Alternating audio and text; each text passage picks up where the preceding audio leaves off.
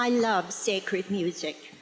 Even as a young girl in my home church at St. Andrew's United in the small town of Broadview, Saskatchewan, I often relive sitting in the pew singing "He Leadeth Me," or "Just As I Am," and knowing, without really knowing, that those words were meant for me.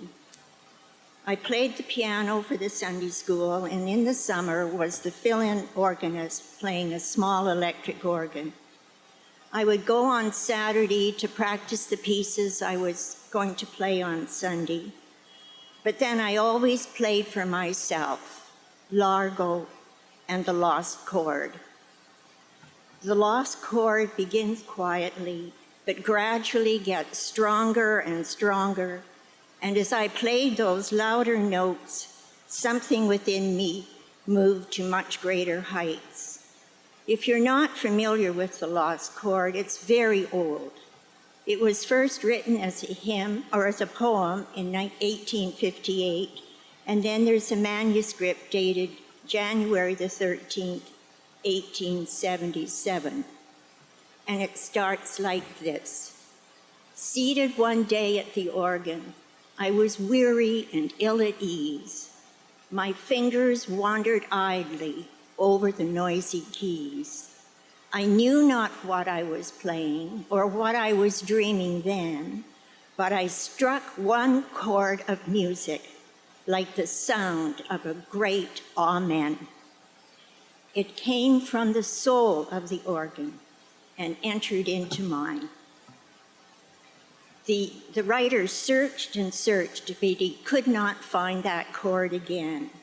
And he ends by saying, "It may be that only in heaven I shall hear that great amen."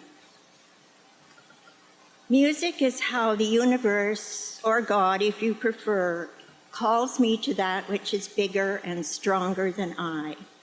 Some people are drawn to that power by the spoken word, others by the prayers of the people, but for me it is music.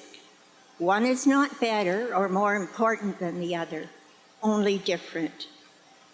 We have lived in many cities, attended many churches, but nowhere have I heard a choir like Trinity's. The music that has been a part of my life for the last 35 years has been like food to me. I need that food, as would anyone who is starving for the holy. We as a congregation sometimes sing "Precious Lord," and what a prayer that is. But it is when the choir sings it as an anthem that I again am transported to that holy place. Many years ago, I accompanied people in weeks of guided prayer. I had one woman who was very sad and confused that no matter how she prayed, she never received a response. I asked her if music ever came into her head. "Oh yes, very often." I told her how music speaks to me, and perhaps that was how the universe or God was speaking to her. She told me at our next meeting that indeed it was. I love our choir. We come on a Thursday night occasion to hear them practice, because although Keith puts it on Trinity's website, I love to hear them live. I've written an article for the July issue of Trinity News, which tells you how much the ministry of music and the choir mean to me. I do not go to church here. This is a special occasion for me.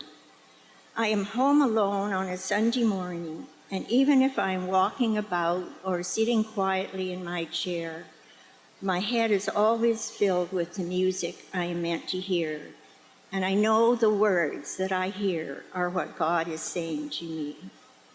I hope and I pray when I am drawing my last breath that the music that I hear is "Precious Lord, take my hand." How wonderful that would be. And it may be that I too shall hear that great amen.